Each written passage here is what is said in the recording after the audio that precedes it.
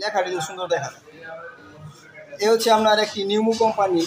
আসসালামু আলাইকুম প্রিয় গাইস, আমি আজকে একটি 4 গ্যাংয়ে সুইচের কানেকশন করে দেখাবো কিভাবে ওয়্যারিং করতে হয়। আপনারা দেখেন, তো মূলত এখানে চারটি 8টি টার্মিনাল আছে।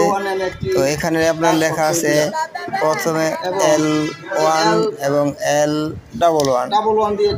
L1 একটি শর্ট হবে, তারপরে L311 আছে, L3-তে শর্ট হবে।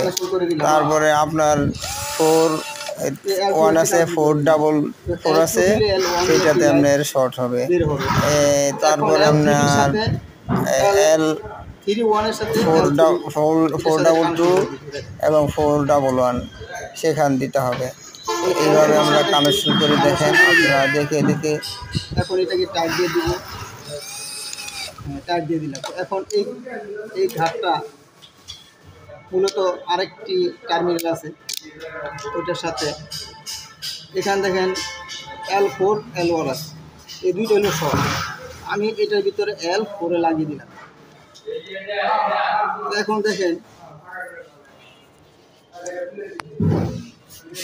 ভালো করে দেখেন, এই L1 শর্ট করে দিলাম।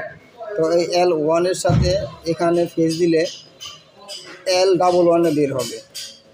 এখন L2 দিলাম, L2 সুইচ দেওয়ার পরে L21 বের হবে। আর L31 যেটা দেখছেন, L3-তে দিলাম, এটা L3 থেকে সুইচ দেওয়ার পর L31 বের হবে। এখন এই দুটো টার্মিনাল L41 দেখেন, L4 লাইনটা লাগিয়ে দিলাম। এখন L41 দিয়ে আউট হবে।